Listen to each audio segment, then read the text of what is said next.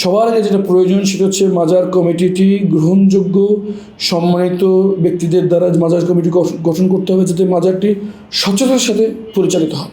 ওই মাজারের আশেপাশের অধিকাংশ মানুষের অভিযোগ একটাই ছিল যে মাজারের ভিতরে ধর্ম এবং ধর্মীয় কার্যকলাপের চেয়ে মাদক সেবন, মাদক বিক্রি এবং মাদক চক্রীদের দখল সবচেয়ে বেশি। এবং ওখানকার লোকজন আমাদেরকে সবাইকে খুব শঙ্কা প্রকাশ করেছিলেন নির্বাচনের আগেই যে আমাদের ভবিষ্যৎ প্রজন্মকে আমরা কীভাবে মাদক থেকে রক্ষা করব যদি না এভাবে প্রকাশ্যে মাদক বিক্রি বন্ধ না হয়। আমি নির্বাচিত হওয়ার পর সবার আগে যেটা করেছি যে আপনারা সবাই জানেন যে ঢাকা 14 আসনে যিনি নির্বাচিত সংসদ সদস্য হন উনি মাজার কমিটি গঠন করার এখতিয়ার রাখেন।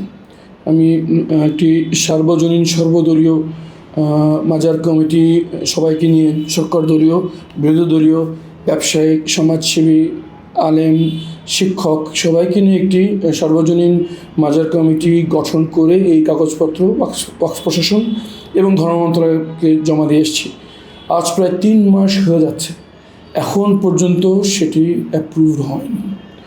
যেটা আমাদের কাছে মনে হচ্ছে যে এই মাদক চক্র তাদের প্রভাব অনেক দূর পর্যন্ত এবং এই মাজারের প্রাঙ্গণ থেকে তারা তাদের মাদক চক্রের প্রধান কেন্দ্র হিসেবে ব্যবহার করছে, যেটি শুধু একটি অবৈধ কাজ নয়, শুধু ধর্মীয় অনুভূতির প্রতি চরম অবজ্ঞা।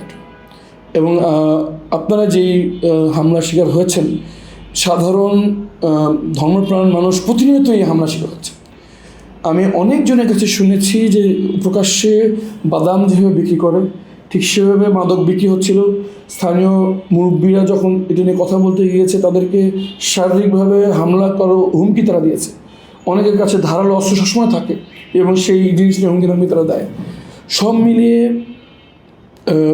মাজারের কর্মকর্তা কর্মচারী, আশেপাশের বাসিন্দা এবং আইন শৃঙ্খলার সাথে যারা জড়িত সবার বক্তব্য একটাই, এই মাজার কেন্দ্রিক এভাবে আর প্রকাশ্যে মাদকের কেনা বিক্রি চলতে পারে না। কিন্তু দুঃখজনক হলেও সত্যি যে এখন পর্যন্ত সরকারের কাছ থেকে আমরা কার্যকর কোনো ভূমিকা পাইনি। সবার আগে যেটা প্রয়োজন সেটা হচ্ছে মাজার কমিটিটি গ্রহণযোগ্য সম্মানিত ব্যক্তিদের দ্বারা মাজার কমিটি গঠন করতে হবে, যাতে মাজারটি স্বচ্ছতার সাথে পরিচালিত হয়। দ্বিতীয়ত, মাজারে অবশ্যই একটি স্থায়ী পুলিশ ফাঁড়ি অথবা আনসার ক্যাম্প বা এরকম কোনো আইন শৃঙ্খলা বিষয়ক একটি স্থায়ী স্থাপনা খুবই জরুরি। এবং সর্বশেষ, মাজারে কত আয় হচ্ছে, কীভাবে সেটা ব্যয় হচ্ছে, এগুলোর কোনো জবাবদিহিতার কোনো বিষয় এই মুহূর্তে আমরা দেখতে পাচ্ছি। আমি ঢাকা 14 আসনের সংসদ সদস্য হিসেবে মাজার এবং আশেপাশের জনগণের প্রতিনিধি হিসেবে অবিলম্বে আহ্বান জানাবো সংসদ সদস্য যে কমিটিটি দাখিল করেছেন তা অনুমোদন করে একটি স্বচ্ছ প্রক্রিয়া যাতে এই মাজার এবং এর আশেপাশের আনুষঙ্গিক সকল কার্যক্রম আমরা চালাতে পারি সেই সুযোগ সরকার আমাদের করে দেবে।